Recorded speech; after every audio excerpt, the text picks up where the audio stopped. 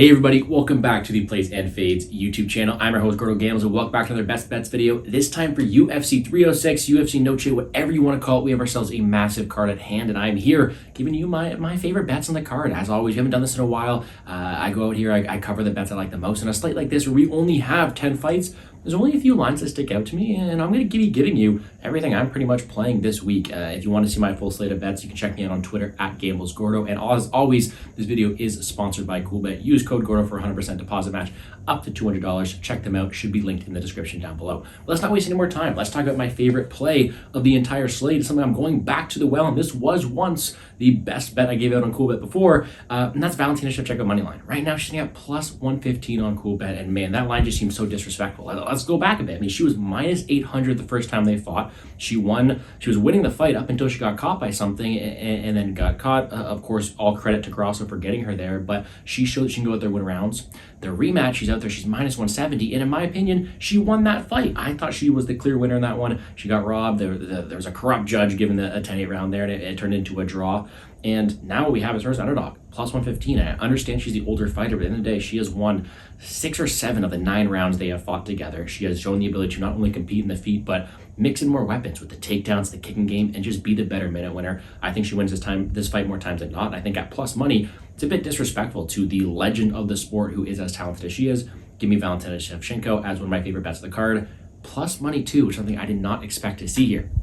Second bet, let's go to a bit of a longer shot here, a good plus money one. Plus 500, Ignacio Bahamondes by decision. Now, this is a bet I've been looking at since the start of the week because, yes, Manuel Torres is super explosive. Yes, Manuel Torres is a round one fighter who's got all the UFC wins in that first round, but I don't really see him tested too often. And although Manuel Torres has incredible ability to win in that first round, he hasn't really shown the ability to win minutes. And Ignacio Bahamondes is going to be a guy who can go out there and win minutes. Bahamondes has incredible length, good size for this division as well, and can pump out a jab, win optics, win minutes with his kicks, and ability to keep people at range. He's also showed good defensive takedown defense, good ability to go out there, keep his fight in the feet, but also have resiliency, fight through it. And I do think in a spot like this, although Torres is going to be super dangerous, super explosive round one, the guy who's winning more minutes, in my opinion, is a guy like Bahamondes, a guy who take down over the stretch, a guy who has the range, who has the volume, who has the 15-minute cardio to go out there and win this fight. I think a plus 500 shot on him to win by decision is a bit wide. So there's my long shot for this weekend. And the last prop we're giving you is one that was heated at the face-offs.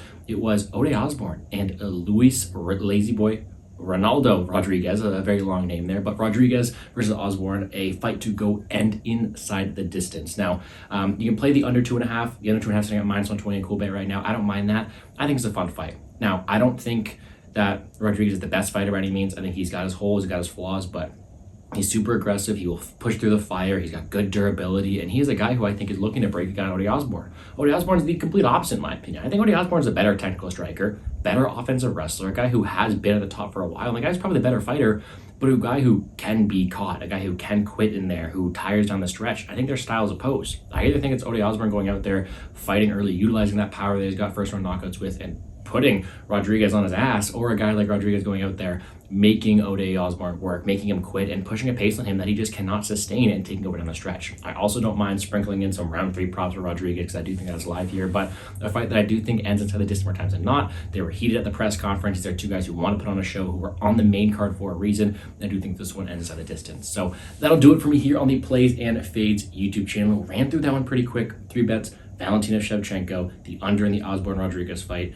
and the Bahamondes by decision prop as a long shot this week. Keep it short and sweet this week. I like what we're seeing here, and I am looking forward to a phenomenal fight card. I wish everyone the best of luck. Enjoy the UFC No Che experience. Check out Coolbet using code Gordo down below, and let's make some money, guys.